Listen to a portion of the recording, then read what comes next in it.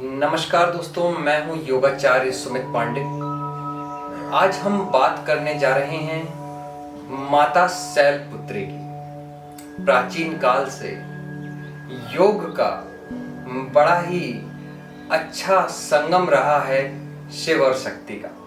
ये कहानी है शक्ति की कि शक्ति के बिना ये संसार अधूरा क्यों हो जाता है।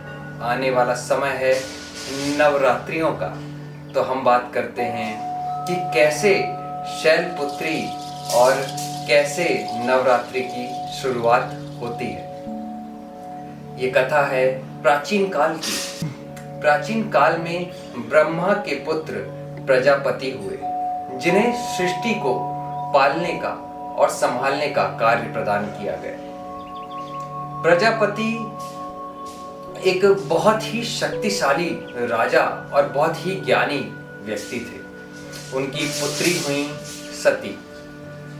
सती ने अपने वर के रूप में शिव को बचपन से ही मान लिया था। सती ने बचपन से ही ध्यान और योग की शक्तियों का प्रयोग करके घंघोर तपस्या की, जिससे वो शिव को प्राप्त कर सके। उनकी तपस्या से प्रसन्न होकर शिव ने उन्हें अपनी अर्धांगिनी का स्थान प्रदान किया।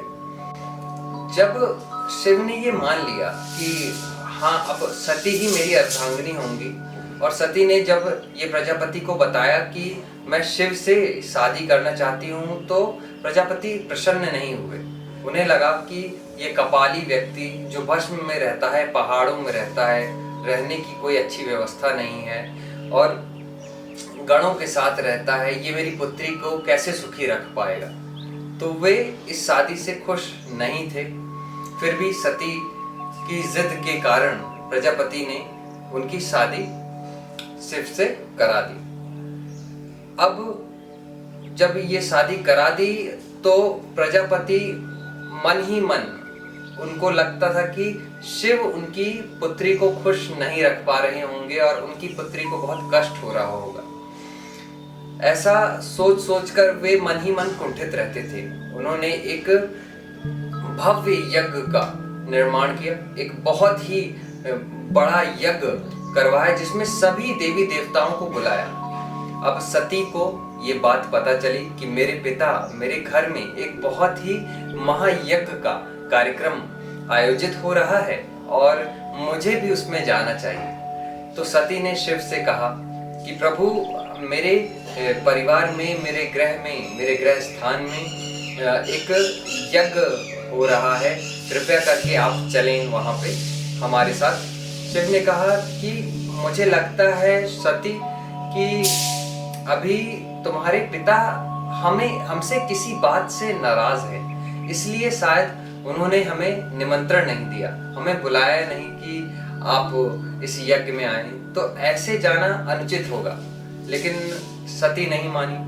सती ने कहा कि वो मेरा घर है, मेरे घर में इतना बड़ा कार्यक्रम हो रहा है, यज्ञ हो रहा है, सारे देवी देवता आ रहे हैं और आप नहीं चलेंगे तो कैसा अच्छा नहीं लगेगा, आप चलिए, वो तो मेरा घर है, उसमें बुलाने की क्या जरूरत है। जब इस तरह से सती शिव से कहने लगी तो शिव ने कहा कि अगर तुम्हारी तीव्र इच्छा है तो तुम चली जाओ और अपने घर के इस कार्यक्रम में सम्मिलित हो। तो सती ने आज्ञा लेकर शिव की जब वो अपने घर गईं, तो जैसा शिव ने कहा था, लोग वहां पे नहीं चाहते थे कि सती या शिव वहां आए। उनके भाई बहनों ने सती के साथ अच्छा व्यवहार नहीं किया और उन्हें बुरी बुरी बातें सुनाई। उनके पिता ने उनके बारे में, उनके पति के बारे में बहुत ही बुरा भला कहा, जो कि सती को सहन नहीं हुआ और यज्ञ के बीचों बीच अपने पति का अपमान होता हुआ देखकर सती सहन नहीं कर पाई और जिस यज्ञ में आहुति देकर संसार की भलाई होनी चाहिए थी, उसी यज्ञ में माता सती कूद पड़ी और सती हो गई। जब ये बात शिव को पता चली तो उन्होंने अपने सर के बाल तोड़कर जमीन में फेंक दिए और उन बालों की शक्ति से, जो कि शिव जी महायोगी थे, तो उन बालों की शक्ति से एक गण उत्पन्न हुए जिनका नाम वीरभद्र हुआ। अब ये बात वहां प्रजापति को पता चली कि एक कोई राक्षस उनके यज्ञ को तहस नहस करने आ रहा है, तो उन्होंने अपनी पूरी की पूरी सेना उनसे लड़ने के लिए भेज दी। लेकिन वीरभद्र इतने शक्तिशाली थे कि लाखों की सेना को उन्होंने हाथों से काट डाला और सबके टुकड़े टुकड़े करते हुए यज्ञ के बीचों बीच पहुंच गए। भयंकर युद्ध हुआ, भयंकर तांडव हुआ। फिर आखिरी में जब उन्होंने देखा कि प्रजापति कहाँ है, तो प्रजापति को पकड़कर उनका मस्तक अलग कर दिया। वीरभद्र की तीव्रता देखकर सारा संसार घबरा गया था। सारे संसार में जैसे प्रलय से आ गया हो, इस तरह की स्थितियां बनी। फिर जब प्रजापति की गर्दन अलग कर दी गई, तो ब्रह्मा जी ने कहा कि अगर प्रजापति इस धरती में नहीं रहे तो इस धरती का संतुलन बिगड़ जाएगा, प्रभु कृपया कर। उन्होंने शिव की आराधना की और कहा, प्रभु कृपया कर प्रजापति को जीवित कर दें। तो शिव जी ने ब्रह्मा जी की बात मानी और एक बकरे का सर आकर उन्होंने प्रजापति के सर के ऊपर लगा दिया। और उसके बाद शिव बहुत ही गहरी ध्यान मुद्रा में बैठ गए, समाधि की स्थिति में बैठ गए और सारे संसार में एक जो बैलेंस होता है, उस समय बैलेंस ही बिगड़ गया था। क्योंकि शिव तो हैं लेकिन शक्ति नहीं है, बिना शक्ति के शिव अधूरे होते हैं। तो जब ऐसा हुआ तो संसार में जो राक्षस थे, वो राक्षसों ने इंद्रलोक पर हमला कर दिया और इंद्र का सिंहासन छीन लिया। धरती और इस प्रकृति का बैलेंस पूरी तरह से बिगड़ चुका था। अब इस बैलेंस को बनाने के लिए, इस संतुलन को बनाने के लिए शक्ति का होना जरूरी था। सारे देवताओं ने प्रयास किए कि किसी तरह शिव जागृत हो जाएं, लेकिन बिना शक्ति की उपस्थिति के शिव को जागृत करना असंभव था। तभी जन्म होता है हिमालय पुत्री शैल पुत्री पार्वती जी का, और यहीं से शुरुआत होती है नवरात्रि की पहली देवी शैलपुत्री की। शैलपुत्री चूंकि हिमालय राज की पुत्री थी, इसलिए उन्हें शैलपुत्री कहा जाता है।